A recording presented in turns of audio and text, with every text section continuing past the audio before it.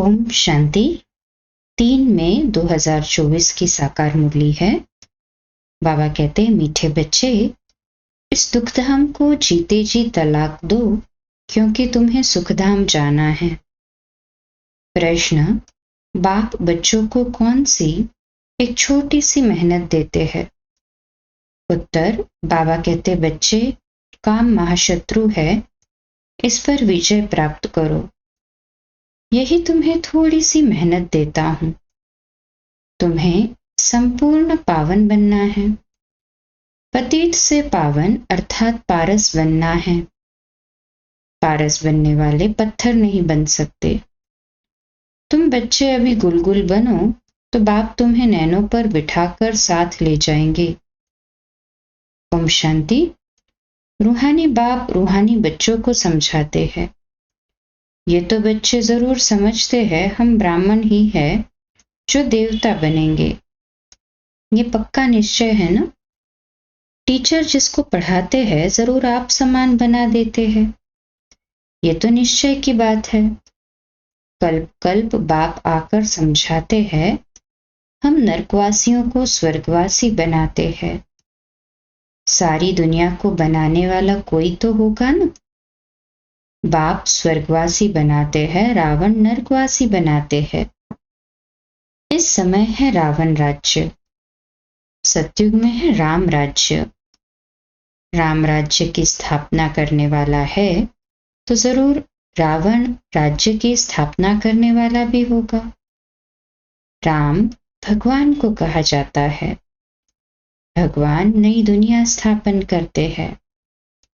ज्ञान तो बहुत सहज है, कोई बड़ी बात नहीं है, परंतु पत्थर बुद्धि ऐसे है जो पारस बुद्धि होना ही असंभव समझते हैं।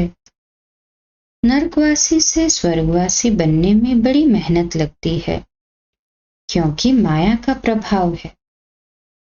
कितने बड़े बड़े मकान 50 मंजिल 100 मंजिल के बनाते हैं। स्वर्ग में कोई इतनी मंजिल नहीं होती। आजकल यहाँ ही बनाते रहते हैं। तुम समझते हो सतयुग में ऐसे मकान नहीं होते जैसे यहाँ बनाते हैं। बाप खुद समझाते हैं इतना छोटा झाड़ सारे विश्व पर होता है, तो वहां मंजिलें आदि बनाने की दरकार ही नहीं। ढेर की ढेर जमीन पड़ी रहती है। यहाँ तो जमीन है नहीं, इसलिए जमीन का दाम कितना बढ़ गया है। वहां तो जमीन का भाव लगता ही नहीं, न म्युनिसिपल टैक्स आदि लगता है। जिसको जितनी जमीन चाहिए ले सकता है। वहां तुमको सब सुख मिल जाते हैं, सिर्फ एक बाप की इस नॉलेज से। मनुष्य 100 मंजिल आदि जो बनाते हैं उसमें भी पैसे आदि तो लगते हैं ना। वहां पैसे आदि लगते ही नहीं, अतः धन रहता है। पैसे का कदर नहीं। ढेर पैसे होंगे तो क्या करेंगे? सोने हीरे मोतियों के महल आदि बना देते हैं। अभी तुम बच्चों को कितनी समझ मिली है। समझ और बेसमझ की ही बात है। सतो बुद्धि और तमो बुद्धि। सतो प्रधान स्वर्ग के मालिक, तमोगुणी बुद्धि नर्क के मालिक। ये तो स्वर्ग नहीं है, ये है रौरव नर्क। बहुत दुखी है, इसलिए पुकारते हैं भगवान को, फिर भूल जाते हैं। कितना माथा मारते कॉन्फ्रेंस आदि करते रहते हैं कि एकता हो जाए, परंतु तुम बच्चे समझते हो ये आपस में मिल नहीं सकते। ये सारा झाड़ जड़जड़ी भूत है, फिर नया बनता है। तुम जानते हो कलयुग से सतयुग कैसे बनता है। ये नॉलेज तुमको बाप अभी ही समझाते हैं। सतयुगवासी सो फिर कलयुगवासी बनते हो, फिर तुम संगमवासी बन सतयुगवासी बनते हो। कहेंगे इतने सब सतयुग में जाएंगे? नहीं, जो सच्ची सत्यनारायण की कथा सुनेंगे वही स्वर्ग में जाएंगे, बाकी सब शांति धाम में चले जाएंगे। दुखधाम तो होगा ही नहीं। तो इस दुखधाम को जीते जी तलाक दे देना चाहिए। बाप युक्ति तो बताते हैं कैसे तुम तलाक दे सकते हो। इस सारी सृष्टि पर देवी देवताओं का राज्य था। अभी फिर बाप आते हैं स्थापना करने। हम उस बाप से विश्व का राज्य ले रहे हैं। ड्रामा प्लान अनुसार चेंज जरूर होनी है। यह है पुरानी दुनिया, इसको सत्युग कैसे कहेंगे?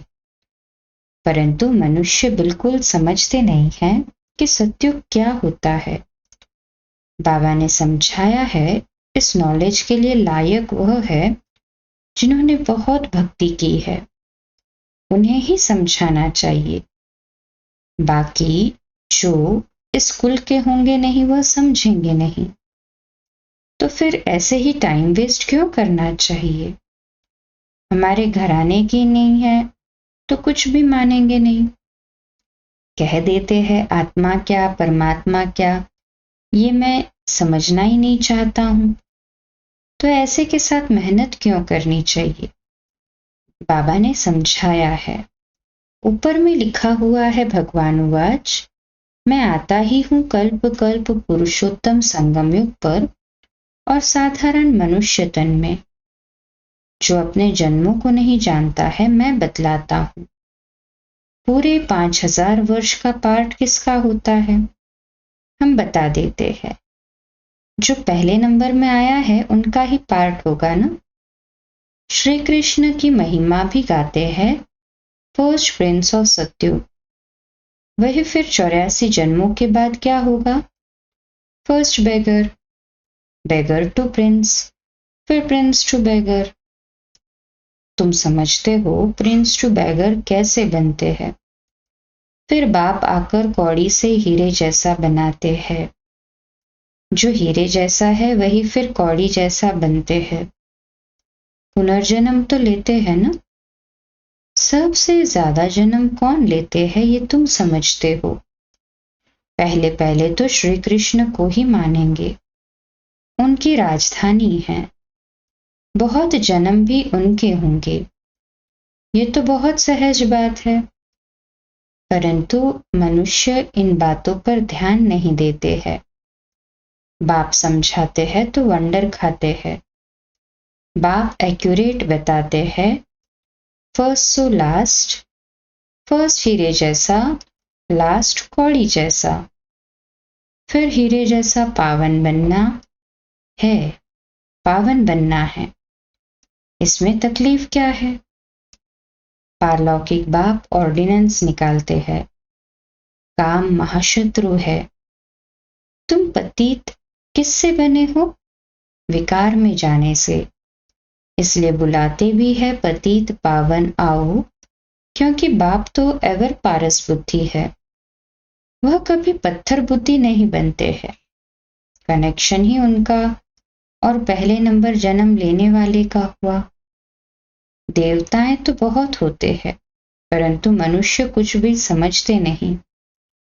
क्रिश्चियन लोग कहते हैं क्राइस्ट से 3000 वर्ष पहले पैराडाइज था। वह फिर भी पिछाड़ी को आए हैं ना, तो उनकी ताकत है। उनसे ही सब सीखने जाते हैं, क्योंकि उन्हों की फ्रेश बुद्धि है। वृद्धि भी उन्हों की है। सतो रजो तमो में आते हैं। तुम जानते हो सब कुछ विलायत से ही सीखते हैं। ये भी तुम जानते हो सतयुग में महल आदि बनने में कोई टाइम नहीं लगेगा।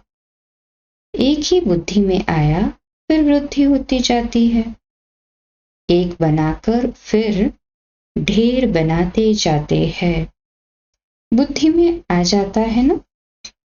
साइंस वालों की बुद्धि तुम्हारे पास ऊंच हो जाती है, झट महल बनाते रहेंगे। यहाँ मकान व मंदिर बनाने में 12 मास लग जाते हैं। वहां तो इंजीनियर आदि सब होशियार होते हैं। वह है ही गोल्डन एज। पत्थर आदि तो होंगे ही नहीं। अभी तुम बैठे हो, ख्याल करते होंगे, हम ये पुरानी दुनिया छोड़ेंगे, फिर घर में जाएंगे, वहां से फिर सतयुग में योग बल से जन्म लेंगे। बच्चों को खुशी क्यों नहीं होती? चिंतन क्यों नहीं चलता? जो मोस्ट सर्विसेबल बच्चे हैं उन्हों का चिंतन जरूर चलता होगा। जैसे बैरिस्ट्री पास करते हैं तो बुद्धि में चलता है ना, हम ये करेंगे, ये करेंगे। तुम भी समझते हो हम ये शरीर छोड़ जाकर ये बनेंगे। याद से ही तुम्हारी आयु वृद्धि को पाएगी। अभी तो बेहद बाप के बच्चे हैं। ये ग्रेड बहुत ऊंची है। तुम ईश्वरीय परिवार के हो, उनका कोई और संबंध नहीं है। भाई बहन से भी ऊंच चढ़ा दिया है। भाई भाई समझो, ये बहुत प्रैक्टिस करनी है। भाई का निवास कहाँ है? इस तख्त पर अकाल आत्मा रहती है। ये तख्त सभी आत्माओं के सड़ गए हैं। सबसे जास्ती तुम्हारा तख्त सड़ गया है।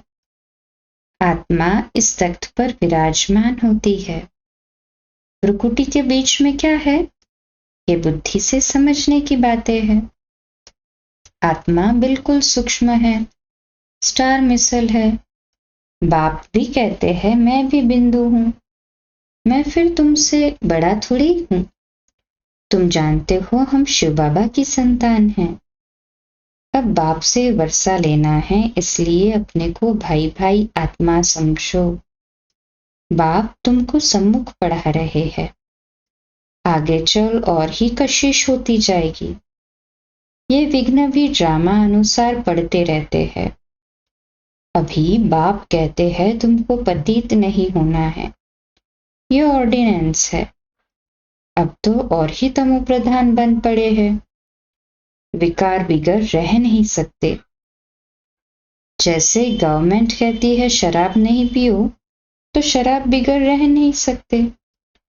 फिर उनको ही शराब पिलाए डायरेक्शन देते हैं, फलानी जगह बॉम्ब सहित गिर जाओ। कितना नुकसान होता है। तुम यहाँ बैठे बैठे विश्व का मालिक बनते हो, वह फिर वहां बैठे बैठे बॉम्ब्स छोड़ते हैं सारे विश्व के विनाश के लिए। कैसे चटाभेटी है। तुम यहाँ बैठे बैठे बाप को याद करते हो और विश्व के मालिक बन जाते हो। कैसे भी करके बाप को याद जरूर करना है। इसमें हठयोग करने व आसन आदि लगाने की भी बात नहीं है। बाबा कोई भी तकलीफ नहीं देते हैं। कैसे भी बैठो, सिर्फ तुम याद करो कि हम मोस्ट बिलीवेड अर्थात प्यारे बच्चे हैं।